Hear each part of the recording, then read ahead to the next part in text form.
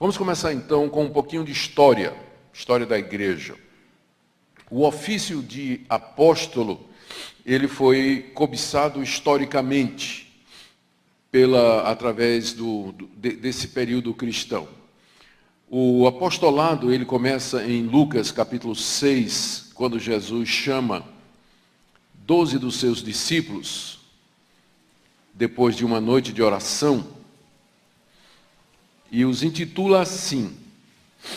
Então o texto de Lucas 6, a partir do verso 12. Naqueles dias retirou-se para o monte a fim de orar, e passou a noite orando a Deus. E quando amanheceu, chamou a si os seus discípulos, e escolheu 12 dentre eles, aos quais deu também o nome de apóstolos. Essa é a primeira vez no Novo Testamento em que aparece o termo apóstolo. Ele foi empregado por Jesus quando designou 12 de entre os seus seguidores para estarem com ele, aprenderem dele. Ele os enviou a pregar, lhes deu a grande comissão e os colocou como testemunhas da sua ressurreição. Mais adiante, um outro vai ser chamado, que é o apóstolo Paulo. E na nossa avaliação, ele não deveria ser o 12º, mas ele, na verdade, nem se considera como parte dos 12, mas como um nascido fora de tempo, um apóstolo que foi chamado de maneira especial, numa exceção, para poder plantar o reino de Deus entre os gentios. O fato é que o conceito de apóstolo e o ofício nasce com a escolha de Jesus, desses 12 cujos nomes estão aí em outras listas do Novo Testamento. Depois da morte de Jesus, os apóstolos ministraram em todo lugar, como Jesus havia dito. E aí começaram a aparecer pessoas que diziam que eram apóstolos também. Na segunda carta aos Coríntios, no capítulo 11, no verso 5, o apóstolo Paulo se refere ao que ele chama de falsos apóstolos. No capítulo 11, verso 13, ele diz que esses falsos apóstolos são ministros de Satanás, e se transfiguram, à semelhança de Satanás, como mensageiros de luz. No capítulo 12, verso 11, o apóstolo Paulo menciona de novo falsos apóstolos. Ou seja, enquanto os verdadeiros apóstolos ainda estavam vivos, já tinha gente querendo dizer que também era apóstolo, como os 12 e como o apóstolo Paulo. E Paulo os enfrentou. Eles eram falsos, não somente porque eles ensinavam uma falsa doutrina, mas porque eles não eram apóstolos. Eles não faziam parte daquele grupo original que Jesus Cristo havia nomeado e nem tinham as credenciais do verdadeiro apostolado. No livro de Apocalipse, no capítulo 2, verso 2, o Senhor Jesus manda que João escreva uma carta à igreja de Éfeso, e ele recomenda à igreja de Éfeso, diz lá no versículo 2 do capítulo 2, porque colocou à prova aqueles que diziam que eram apóstolos, que a si mesmos se chamavam apóstolos, e não eram. E não eram. A igreja de Éfeso foi elogiada porque avaliou a pretensão de alguns homens que se apresentavam como apóstolos e disse: vocês não são apóstolos de Jesus Cristo, vocês não têm as credenciais, vocês não batem os requerimentos necessários, vocês não podem ser chamados de apóstolos. E os expulsou da igreja, e a igreja recebe o elogio do Senhor Jesus. E isso continuou. Depois da morte dos apóstolos, apareceram pessoas que também se diziam apóstolos, e que diziam que estavam numa linha sucessória que remontava ao próprio Jesus Cristo.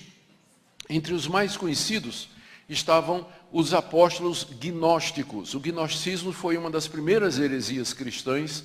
Ela aparece no final do século I e durante o século II, e ela cresceu tanto que teria sufocado a igreja se Deus não tivesse levantado mestres como Tertuliano e Ireneu e outros pais da igreja que são chamados de pai apologetas, que enfrentaram, Agostinho também enfrentou, que enfrentaram o gnosticismo e rejeitaram completamente as suas pretensões. O gnosticismo dizia que a salvação é mediante um conhecimento secreto que nem os apóstolos tinham, mas eles agora tinham.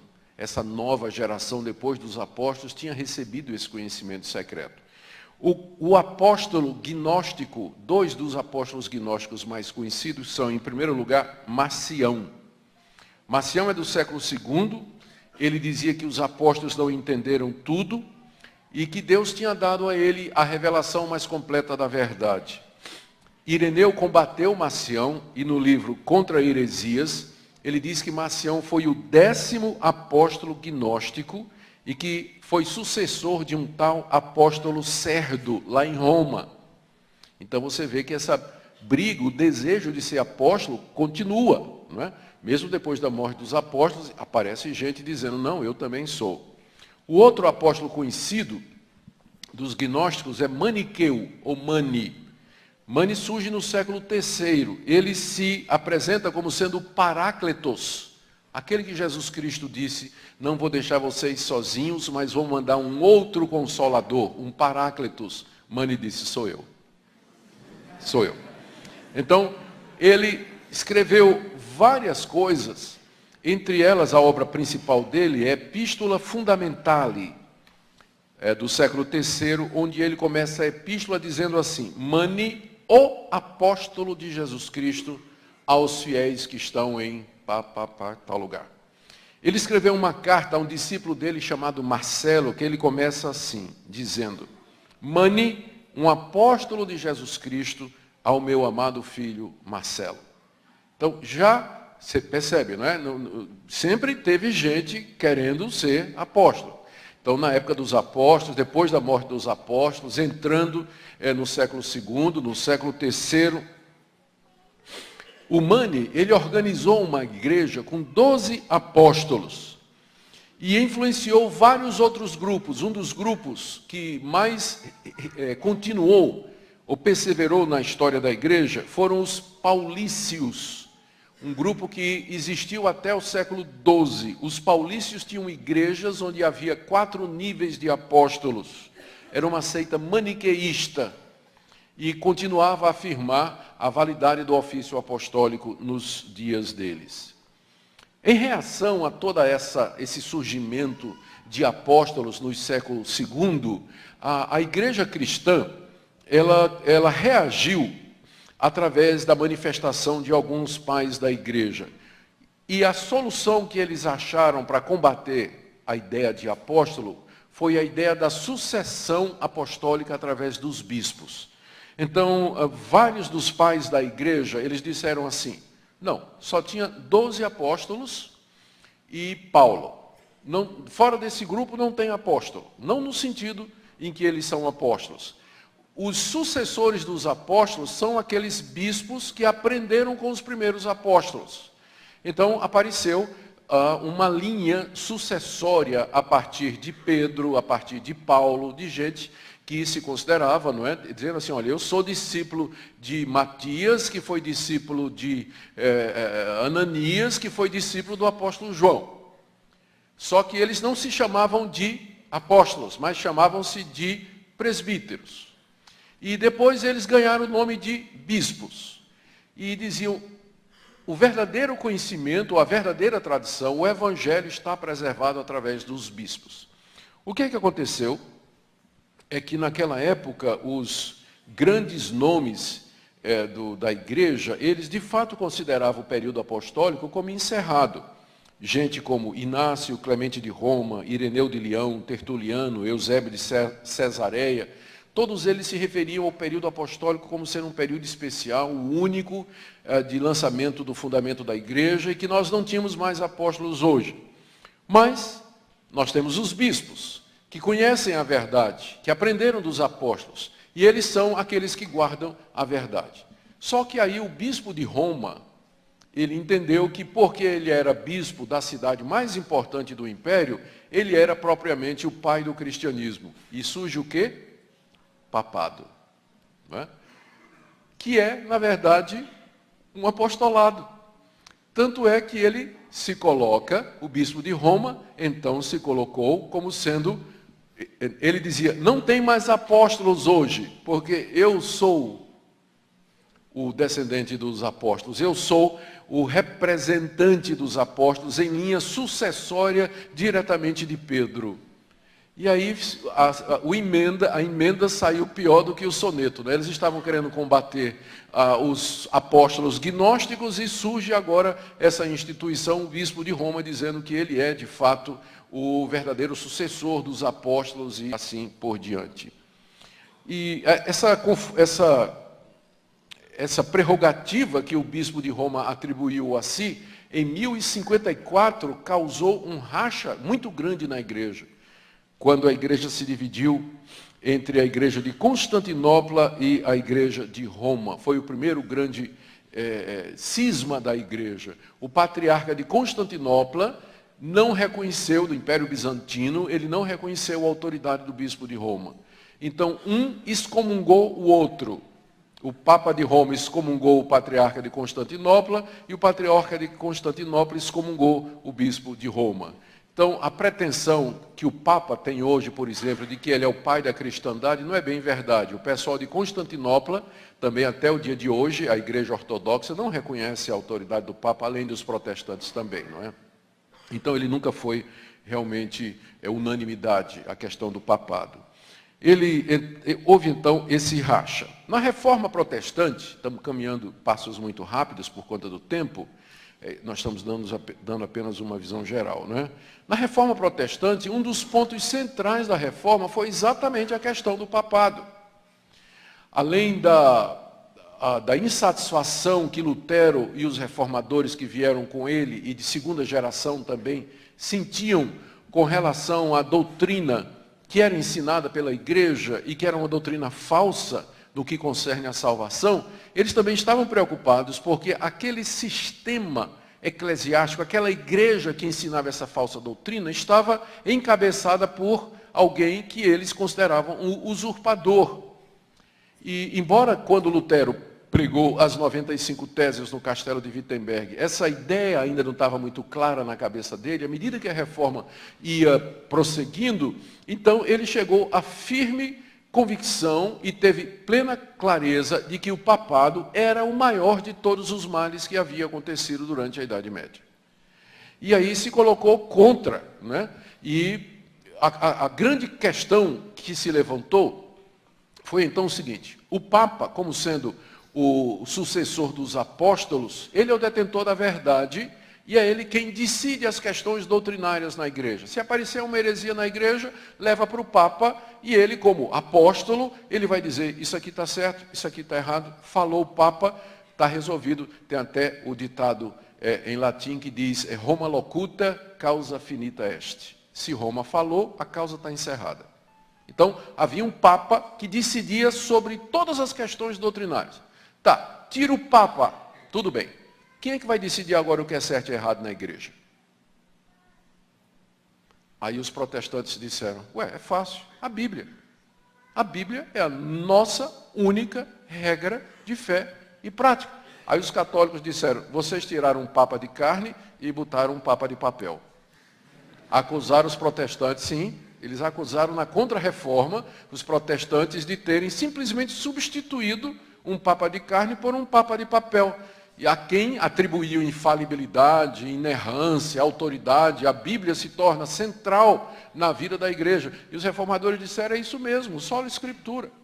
É o Espírito Santo falando na Escritura, a autoridade máxima na igreja. Nossa consciência está presa ao que diz a Bíblia, e não ao que diz um homem que se arvora ou que usurpa o papel de apóstolo. E a Reforma Protestante, então, ela protestou contra esse conceito de apóstolo e reafirmou: apóstolos somente os 12 e Paulo, não há outros apóstolos. Eles foram levantados por Deus num período específico de transição do Antigo Testamento para o Novo. Eles eram testemunhas da ressurreição, foram chamados diretamente por Jesus Cristo. A eles foi dada a tarefa de escrever o Novo Testamento. Eles eram inspirados, infalíveis no que escreviam.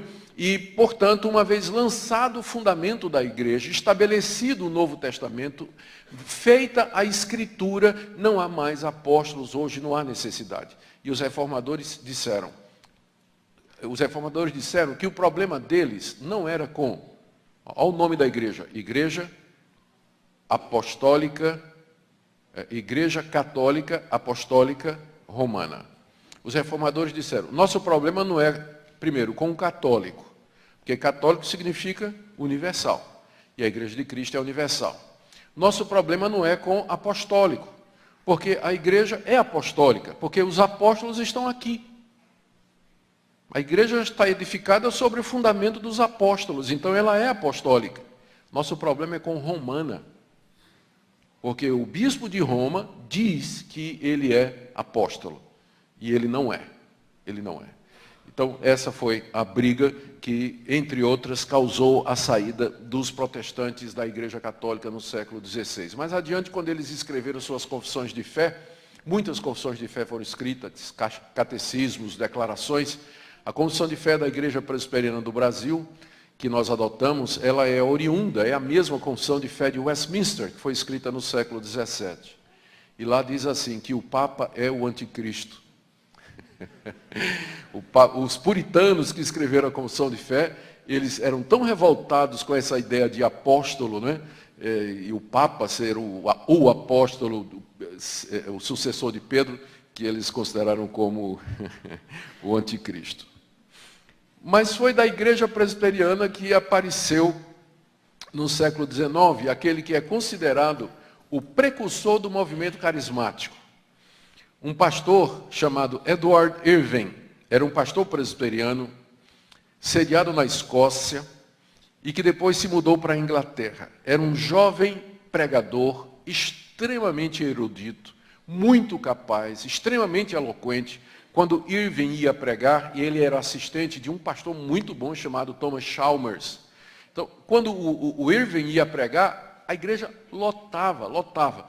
Ele se mudou para a Inglaterra e construiu uma igreja para poder caber as multidões que afluíam para ouvir a pregação do Edward Irving.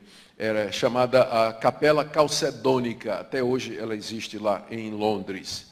E, de repente, o Irving começou a mudar o discurso dele. Alguns acham que era um copastor que ele tinha, um auxiliar, que fez a cabeça dele. Por isso a gente sempre tem muito cuidado com o pastor auxiliar. Então, cadê ele? Não está nem aqui. Não é, pastor? O olho, ó.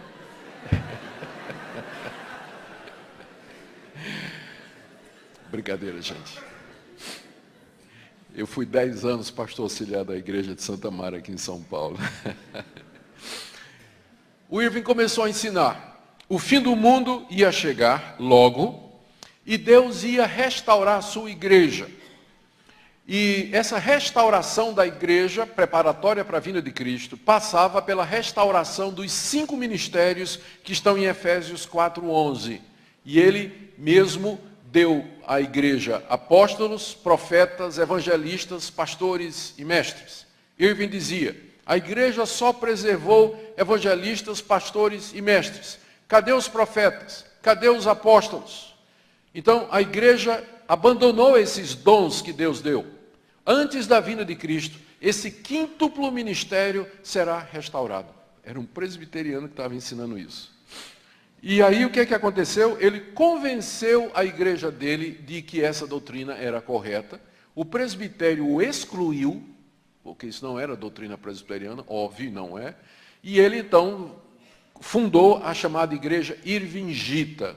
E estabeleceu 12 apóstolos e vários profetas. E a primeira coisa que os apóstolos fizeram, uma vez que foram estabelecidos, foi expulsar Irving da igreja. Porque onde tem apóstolo, pastor não canta de galo, né? Então, fora. Irving morreu aos 35 anos, tuberculoso, e clamando pela cura. Ele acreditava que Deus havia restaurado o dom de cura. Ele morreu pedindo que Deus o curasse, mas Deus não atendeu a sua oração. Aí, Irving dizia, quando ele estava ainda na igreja irvingita, que ainda durante o tempo de vida dos 12 apóstolos, Jesus Cristo haveria de voltar. Os 12 morreram e Jesus não voltou. Essa igreja, então, depois da morte de Irving e da separação, ela se espalhou por algumas partes do mundo. Ela chegou no Brasil em 1920 e poucos. Hoje no Brasil ela é conhecida como Igreja Nova Apostólica. Tem mais de 1 milhão de membros aqui no Brasil. a Igreja Nova Apostólica, que é descendente dos irvingitas que remontam a esse pastor. O Irving levantou essa questão da restauração do ofício apostólico 150 anos antes do movimento pentecostal. Então ele é considerado o pai do movimento pentecostal, ou pai do movimento carismático. Foi uma das pessoas que bem antes do movimento pentecostal já começou a falar de que Deus haveria de restaurar todos os dons à igreja. E aí veio o pentecostalismo no início do século XX.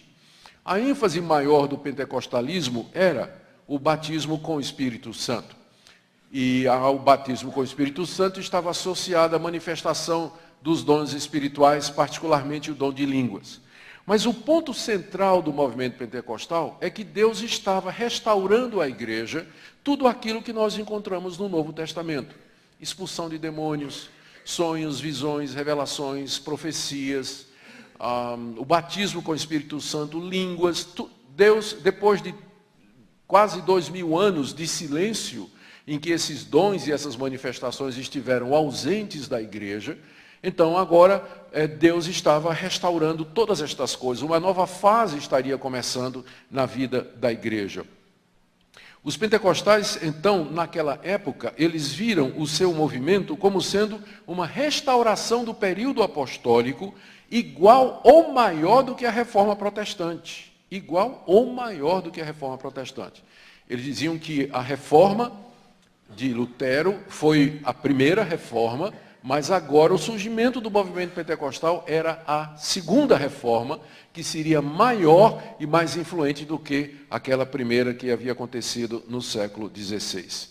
E, claro, se Deus está restaurando tudo que está no Novo Testamento, o que é que vem aí? Os apóstolos estão de volta. Não é?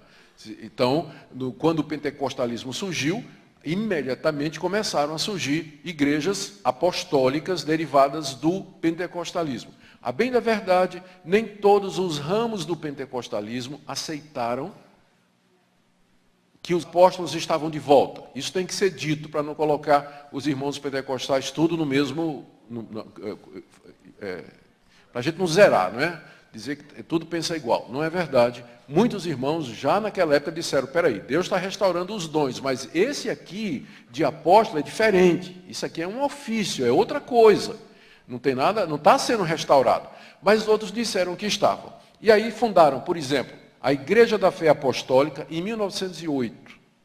Fundada na Inglaterra por William Hutchinson, pentecostal, depois que ele teve uma visão de anjos, em que os anjos disseram que era para ele criar uma igreja apostólica, porque Deus estava restaurando os dons de apóstolo. A Igreja Apostólica Zion, 1908, na África do Sul, foi estabelecida também por missionários pentecostais que vieram da Inglaterra e que tiveram essa visão apostólica. Igreja Apostólica Africana, 1932, no Zimbábue. Um africano convertido ao pentecostalismo, chamado John Maranki, ouviu uma voz que dizia, tu és João Batista. E ele deveria, então, construir uma igreja apostólica. Eu estou lendo fatos da história, sem entrar no mérito. Estou lendo fatos da história da igreja. Igreja Apostólica de 1916, na Inglaterra, fundada por Daniel Williams. Iglesia La Luz del Mundo, 1926, no México, atualmente tem 2 milhões de membros, foi fundada por Eusébio González, depois que ele teve visões em que Jesus mandou que ele restaurasse a igreja primitiva.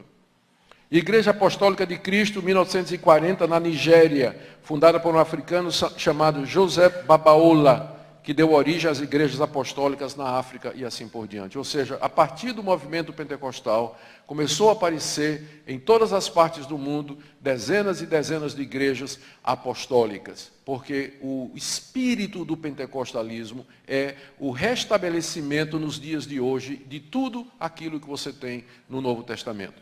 A bem da verdade, não são todos os pentecostais que pensam assim. Alguns pentecostais admitem que no Novo Testamento existe uma certa particularidade que afeta ao período especial de transição do Antigo para o Novo Testamento. Os apóstolos fazem parte daquilo ali, eles não estão voltando, não tem apóstolo hoje, né? Inclusive essa é a posição oficial da Assembleia de Deus até o dia de hoje. Sim, por mencionar isso, né? Há uma declaração de 2001 do Presbitério Geral, do Concílio Geral das Assembleias de Deus dos Estados Unidos, sobre essa questão de apóstolo. As Assembleias de Deus se reuniram nos Estados Unidos e uma convenção, creio que é mundial, e eles estudaram essa questão de apóstolos e vieram com uma declaração que, quando eu li, eu perguntei a mim mesmo: onde é que eu assino? Perfeito, perfeito. Assembleia de Deus, tranquilo, argumentando biblicamente. Os apóstolos é um período especial, o apóstolo Paulo, os 12, isso tudo pertence ao período do Novo Testamento, não tem hoje. Esse pessoal que se diz apóstolo é falso profeta. É uma declaração dura da Assembleia de Deus em 2001, no seu concílio mundial. Bom, a coisa ficou mais ou menos por aí. Mas o que deu realmente um grande ímpeto ao surgimento do movimento apostólico no mundo e no Brasil foi o aparecimento da chamada Nova Reforma Apostólica, que surge no bojo do neopentecostalismo. Neopentecostalismo é um movimento dos anos 90 e que, a princípio, se caracterizou pelo movimento de batalha espiritual e a promoção da teologia da prosperidade. Os defensores da batalha espiritual no Brasil, naquela época, muito conhecidos eram Neuza Itioca, por exemplo, Valnice Milhomens, muita coisa do Peter Wagner, que foi um missionário na América do Sul, estudou no seminário de Fuller, na Escola de Missões, e depois ele era de uma igreja tradicional, depois ele foi para o movimento pentecostal, e ele começou com o movimento de batalha espiritual. Vocês têm muitos livros de Peter Wagner traduzidos no Brasil a respeito de batalha espiritual. Ele foi trazido pela Neuza Itioca, Valnice Milhomens, até a Igreja Presbiteriana do Brasil, uma vez o convidou para falar, pensando que ele estava naquela fase de falar sobre crescimento de igrejas. Ele veio para um congresso, não é isso, reverendo? Em Campinas, aqui, convidado pela Igreja Presbiteriana. E quando ele chegou e começou a falar de batalha espiritual, todo mundo arrepiou o cabelo, porque pensava que ele ia falar sobre crescimento de igreja, porque ele era conhecido por isso. Só que ele já tinha mudado. O foco dele era batalha espiritual. E eu li muitos livros do Wagner, porque eu precisava ler para escrever a respeito de apóstolos. E ele tem um livro onde ele explica todas as mudanças que ele passou na vida. E ele acha que é uma glória, que ele é uma espécie de metamorfose ambulante. Ele diz que começou como missionário de uma igreja tradicional aqui na América do Sul, pregando o Evangelho. Depois ele viu que a igreja não estava crescendo, que quem crescia eram os pentecostais. Aí ele virou pentecostal, porque achava que o pentecostalismo de fato enchia igrejas. Depois ele entendeu que o movimento de crescimento de igreja precisava adicionar sinais e prodígios. Aí se associou a John Wimber, que é o fundador da Videira nos Estados Unidos. Eles davam um curso lá no seminário de Fuller sobre sinais e prodígios de crescimento da igreja. E o tempo passou e ele adotou o movimento de batalha espiritual, porque ele dizia, para evangelizar e fazer a igreja crescer, a gente tem que confrontar os espíritos, os poderes satânicos, destronizar Satanás, a gente tem que acabar com os espíritos territoriais e tudo mais. E aí, passados 30 anos do movimento de batalha espiritual, e eles não entregaram o que prometeram, amarraram o demônio de Brasília, amarraram o demônio não sei de quê, e o Brasil, né, não adiantou nada, nada. E aí, então, o Wagner apareceu, mas parece que está dando certo, né? Ter amarrado o demônio de Brasília. Bom, isso aí está sendo gravado não, né, Breno? Está sendo gravado. Aí, o Wagner, Peter Wagner, num dos livros dele, em que ele justifica que ele é apóstolo agora, o Wagner agora é apóstolo, ele justifica ter aceitado o título, né, e o cargo e o ofício de apóstolo, dizendo o seguinte: durante 30 anos ele pregou sobre batalha espiritual e crescimento da igreja. E ele viu que não funcionou, não deu certo. E ele perguntou-se e pediu a Deus, por quê? E a resposta de Deus foi, porque faltavam generais para comandar os exércitos. E quem são os generais? Os apóstolos. Então, agora nós estamos numa nova fase. O movimento apostólico, ele é o desdobramento do movimento de batalha espiritual crescimento da igreja, sinais e prodígios e teologia da prosperidade. Ele acompanha o movimento neopentecostal, está ligado ao movimento neopentecostal e adota todas estas coisas nos seus ministérios e assim por diante. Bom, o que o movimento, então, encabeçado pelo Peter Wagner, diz? Ele é chamado Nova Reforma Apostólica. Quais são as pretensões desse movimento no mundo todo e no Brasil? E o que eu vou ler aqui para vocês é um resumo dos livros de Wagner e de todos os outros que seguem a orientação dele. Primeiro, a igreja errou quando ela limitou os apóstolos aos 12 e Paulo. Foi um grande erro, porque os bispos e presbíteros que tomaram a liderança da igreja depois que os apóstolos morreram, eles não tinham autoridade para lidar com os problemas. O fato é que não demorou muito e começaram a aparecer heresias na igreja. A Idade Média é uma prova disso. Por quê? Porque bispo e presbítero e pastor não têm autoridade para comandar a igreja. A igreja precisa de um braço forte, de alguém que tenha autoridade absoluta, recebida diretamente de Deus, para poder guiar a igreja como os apóstolos eram. Então, quando a igreja disse que os apóstolos eram... Gente, eu estou vendo gente fazendo assim. Eu não concordo com isso não, tá? Estou só explicando. É porque tem gente fazendo assim. Estou só explicando a posição deles, tá? Não estou concordando com isso não.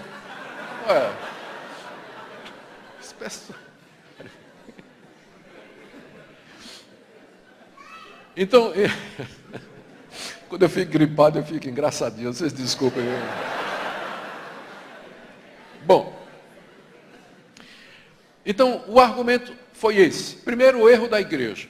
Pensar que os apóstolos eram somente para o período de início da igreja. Resultado, a igreja ficou sem liderança apostólica e ela então se desviou, se espatifou em várias direções, entraram heresias, doutrinas e práticas errôneas e contra a palavra de Deus. A reforma protestante, eles dizem, foi parcial. E ela não viu esse ponto. Os reformadores deveriam ter trazido de volta o ofício de apóstolo. Lutero, por exemplo. Quem era Lutero? Lutero era um apóstolo. Quem era Calvino? Um apóstolo. Eles deviam ter entendido isso, né? E restabelecido o dom apostólico na igreja. A reforma, portanto, ela foi parcial. O movimento pentecostal foi uma outra movimentação do Espírito de Deus para renovar a igreja. Mas o movimento pentecostal, eles dizem isso, traiu as suas origens, porque deveria ter trazido o dom de apóstolo e o ofício de apóstolo de volta, como por exemplo a Assembleia de Deus. Eles não gostam muito da Assembleia de Deus por isso, porque acham que a Assembleia de Deus deveria ter, que é a maior denominação pentecostal, né, deveria ter restabelecido a questão dos apóstolos. Mas Deus agora está trazendo a terceira grande reforma, em que os apóstolos estão sendo colocados nos seus lugares. Deus está levantando apóstolos no mundo todo para governar o cristianismo e preparar a igreja para a vinda do Senhor Jesus. Esse movimento, então, é uma restauração do governo apostólico teocrático. Eles dizem que pensar que a igreja pode adotar um sistema democrático, tipo assim, o sistema batista, presbiteriano, ou mesmo da Assembleia de Deus, ou tudo mais, é ilusão. O sistema que Deus determinou para a igreja é apostólico teocrático, ou seja, a igreja tem que ser governada por homens fortes, com autoridade de Deus, para poder guiar a igreja no caminho correto. O Peter Wagner também diz que Satanás vem mantendo a igreja cega para isso através daquilo que ele chama de um espírito de religião. O espírito de religião cega as denominações e elas não percebem a necessidade que eles têm de levantar apóstolos. E ele termina com esse tom aqui: se a igreja de Cristo não adotar o modelo apostólico de governo, não poderá enfrentar e vencer o governo do anticristo. Porque como é que o anticristo vem? Vai ser um homem com grande poder governando o reino das trevas. Como é que nós vamos enfrentar isso aí, se nós somos fragmentados, divididos, nossos pastores e bispos não têm autoridade, presbíteros? Então nós precisamos contra-atacar com uma liderança apostólica firme. Essa é a argumentação que eles usam.